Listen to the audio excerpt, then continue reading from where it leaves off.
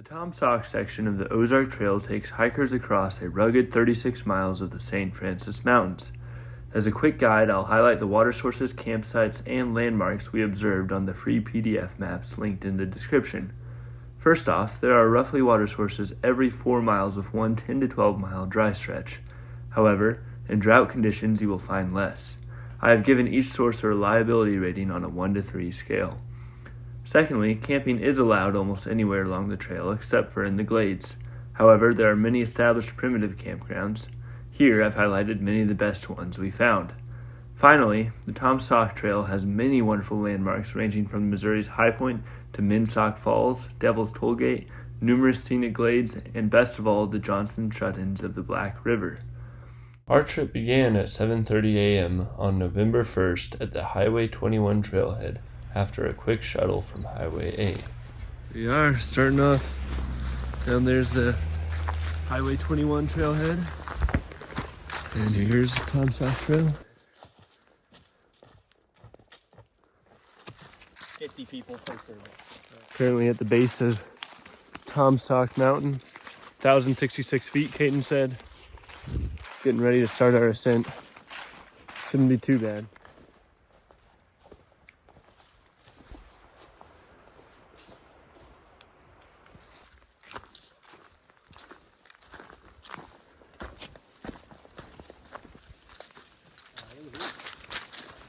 So far the gradients have been pretty steady.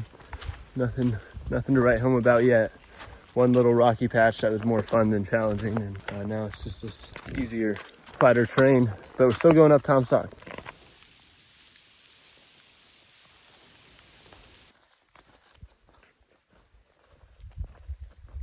A little overgrown on this section right here. Nothing we can't handle. Russell Mountain.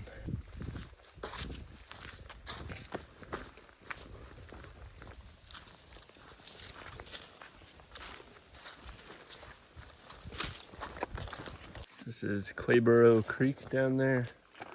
We're at the upper end of it on the map here.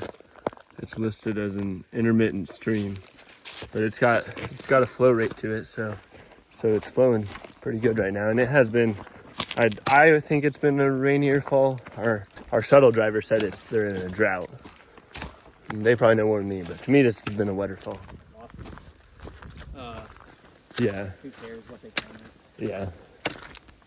We've made it up the brunt of the ascent, and we're currently at 1,700 feet. I think the summit of Taum Sauk, or Highpoint, is just a little bit higher up.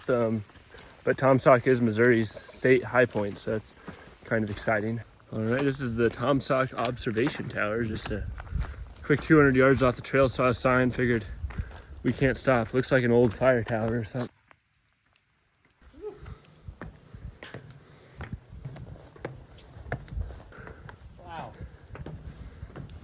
Oh, we can't go up, but we can stay here. Yeah, this is as high as we can go on the tower, but really cannot complain. That's some pretty sweet views. That's the way we came up is down there. Back on off the tower and on the trail again, heading along the top of this plateau towards the official Missouri State High Point.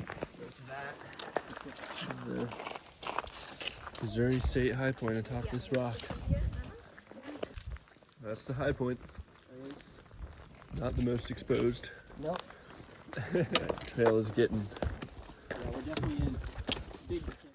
Very wet.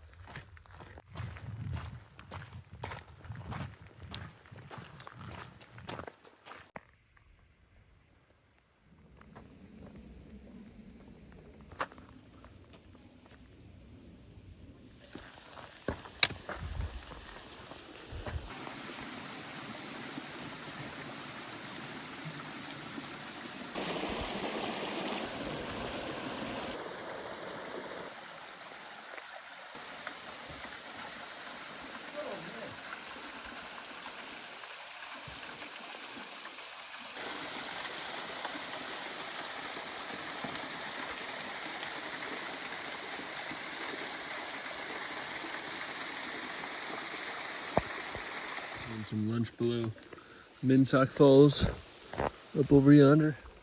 That's it? I think so. No.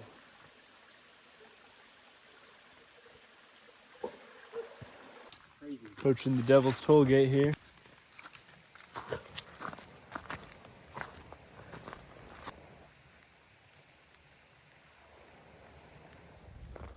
Paralleling Min-Sauk Creek. Actually, Taum Sauk Creek that we're paralleling, going deeper down into the valley. We're shortly after here, we're gonna climb out. But we just passed Devil's Tollgate, and it's worth noting that there were two very well-established campsites, primitive campsites, prior to our passing of Devil's Tollgate. Lots of stuff along the Taum Sauk Creek section here. There's another campground along Taum Sauk Creek. This is the third one, and they've all been relatively as nice as that one. Want me to get you a leader as well? Yeah.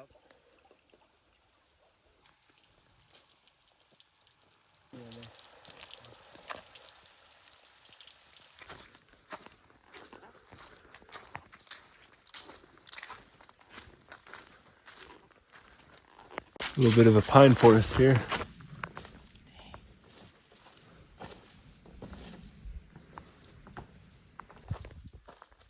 Near up there, yeah. That's where we're going.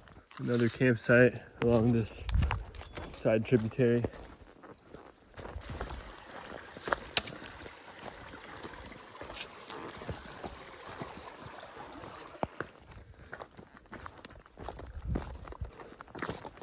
The Taum Sauk Trail is commonly cited as the rockiest and roughest section of the Ozark Trail. Though not extremely hilly, it's still recommended that hikers plan to average around 1 mile per hour slower than they typically would. Here's a dry camp on top of the first mountain after Taum Sauk Creek. We're gonna keep going. We're about 12 miles in today, and for our 2.5-day itinerary, we need to do about 15 miles today, 15 tomorrow, and then 6 on the last day and drive home.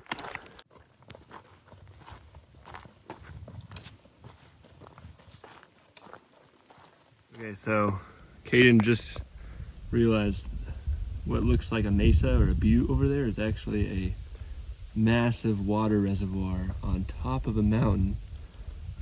We currently do not know what it is for. My first guess was wildfire management, but it's too much of a project to be for that in an area that doesn't get many wildfires.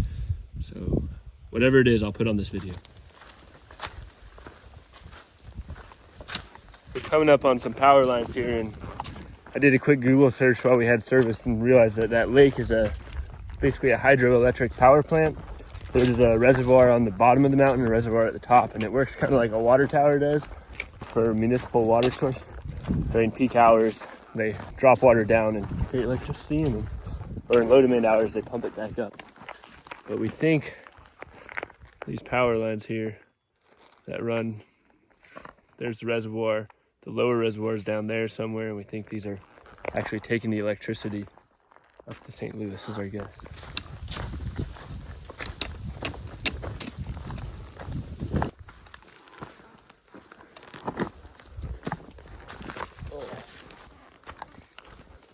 How cool is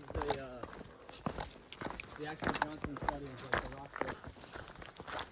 Hiking down to Scour Creek. Originally we were going to camp atop this hill, but we have about 3 hours until sunset, so we decided, or why would we force a dry camp when we can just hike down? Both Caden and I almost never had cell service along the trail except for the occasional mountaintop signal, as is typical in the Ozarks. Caden did, however, have a satellite messaging device and was always able to send a check-in message at the end of the day. Woo-wee! This is the valley of that reservoir I pointed out earlier on top of the mountain, and apparently it has broken in the past. Oh yeah, you can actually see it right here. That reservoir up there that feeds electricity to St. Louis one time broke and eroded all of this.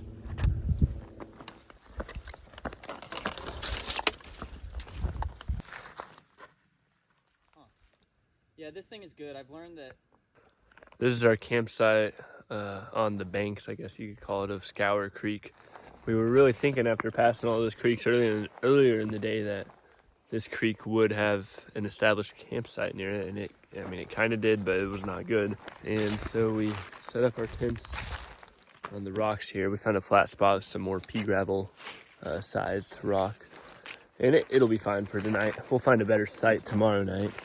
But it was a good day. We went 18 miles, I think, which is a lot for Taum Sauk. And we've got a water source. I would say our legs aren't too bad. I haven't checked in with Caden. How are your legs? Legs good. And right ankle, whenever I walk on like the Ozark type terrain. This is Caden's homemade fire starter. So it went up pretty quick. Gotta get that birch bark. Oh yeah, it's got birch bark in there too. I don't know where he got that. Found it. The twigs are a little damp, but... Twigs are a little damp. So far so good, I'd say.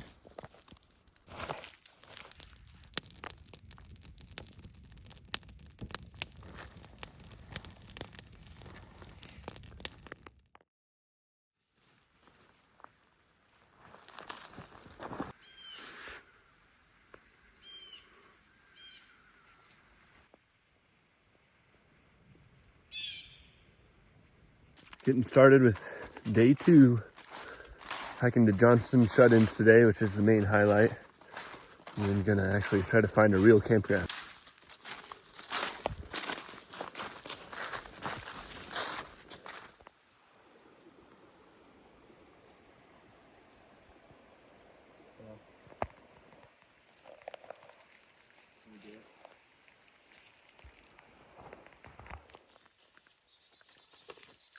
Yeah, this way.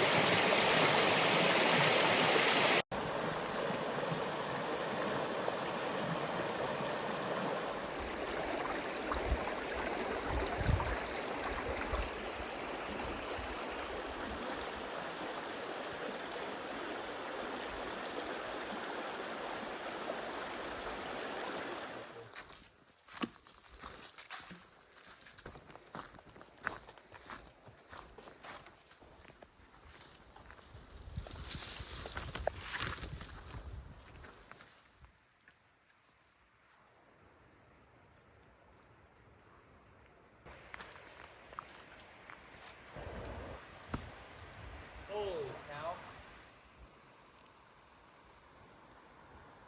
Oh yeah, you see a tentacle.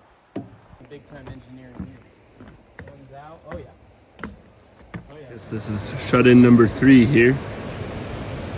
Popular swimming area in the summer. Looks like they even backed it up there a little bit.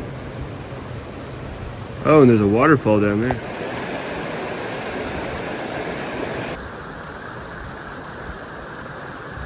So Johnson Shut-ins refers to, in terms of the shut-in part, the Black River being shut in by this igneous rock here. And this igneous rock is unique because it's never actually been under an ocean in its billions of years of history. Always been earth and rock, and therefore it's really hard. And that makes it really difficult to erode this. And the Black River is obviously having some issues up here eroding this igneous rock. So it gets shut in through a series of chutes and almost like slip and slides of igneous rock. Most rivers in a billion years of history would have wiped this all out, but I guess.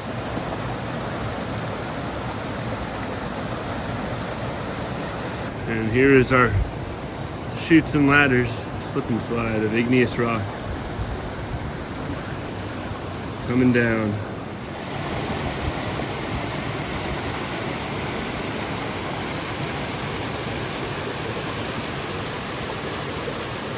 Here you can see during floods where water gets caught and spins around, and over time all that spinning carves out a seam. The Johnson Shut-ins expose some of the oldest igneous rocks in the Midwest. These rhyolites and granites formed about 1.5 billion years ago as part of a chain of volcanic islands. These islands stayed above sea level during the Paleozoic marine transgressions that covered the rest of Missouri and much of the modern Midwest. Scientists know this because these rocks contain absolutely no marine fossils at all. They were born in volcanoes and remained above the ocean throughout their history, making the Johnson Shut-ins a rare window into truly ancient Earth.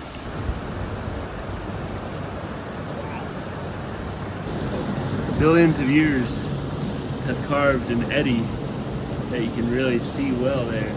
The water comes back upstream, comes around, and then enters the current in that circular motion, carving out.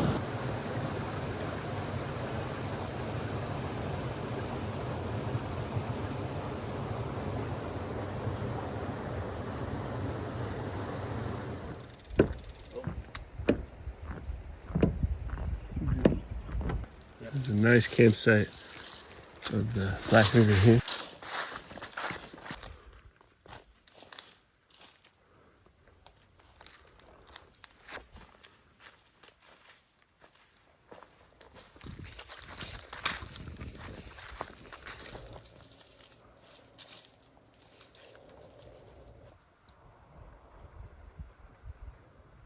That's gonna be Over there, you can see Goggins Peak. What's the height of that? Goggins Mountain, 1483. 1,483 feet. And we're heading right towards it. We're gonna go around this side over there.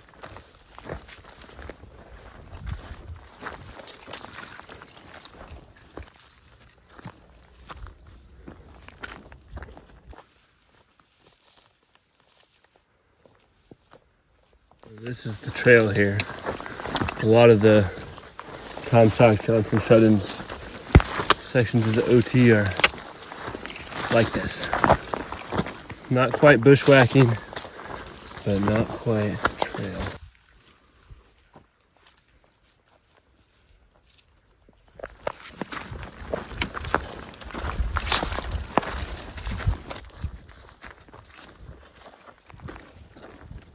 Crossing Highway in. This is the first road of any kind we've had on this whole trip.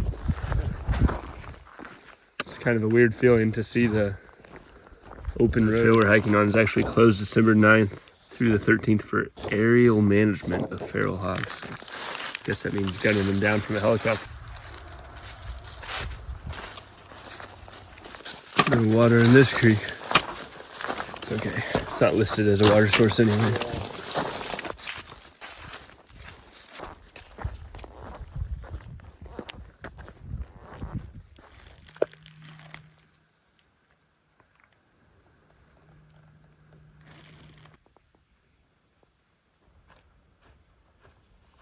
Currently walking over one of the many glades on the trail, and apparently these areas don't grow any trees because the igneous rock atop them doesn't really dissolve any minerals because it doesn't erode into the soil. And I think it's just so rocky overall that it's hard to establish root systems for trees, so you get a lot of grasses and stuff, small trees that are in poor health.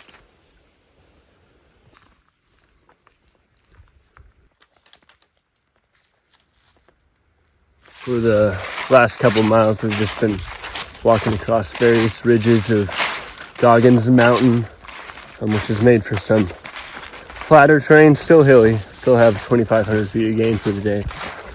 But it's a lot of these rocks and a lot of leaves. This side of the trail seems to be less traveled, so a lot of it's covered in leaves. Currently descending down to Padfield Branch. Should be a good campsite down there, we're hoping. And a spring, and an abandoned house. Abandoned barn right here.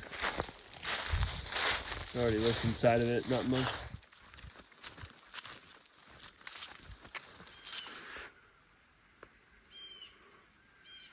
Here's our camp for the night, just south of Padfield Branch. And a spring, I think this is the spring over here, at least what's coming out of it. Gonna go find it in a second, but very good campsite compared to last night. And we got lots of time to make a nice fire. Here's the abandoned house. Looks like don't know what this was. Maybe an old cellar? Or just a part of the house. Some old pots.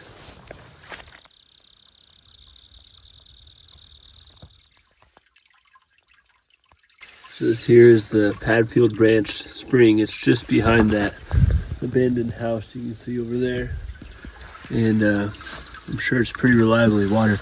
I think it's interesting though, I don't think there's many caves in the St. Francis Mountains because the rock's so hard, unlike the limestone of other Ozark regions.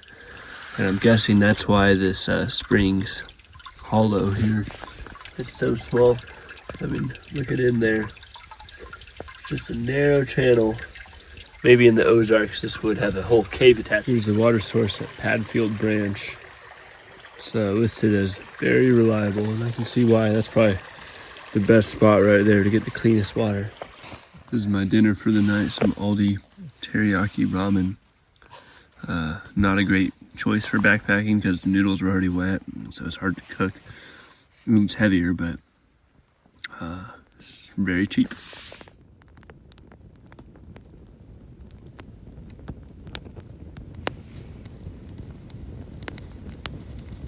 Oh, you can sit there. I'm tired of this.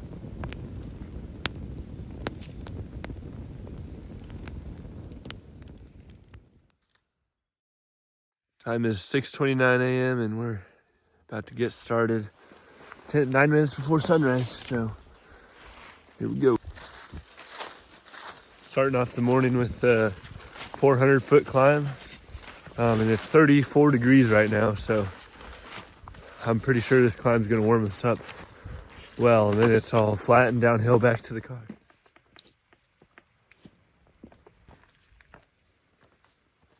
Sunrise coming through the trees, hoping to get some good views on the other side of the mountain. Yeah.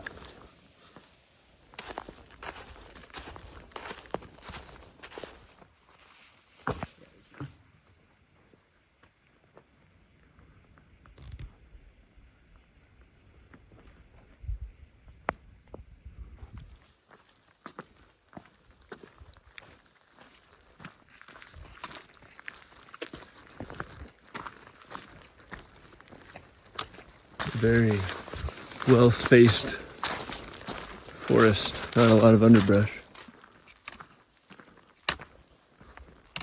It's over there.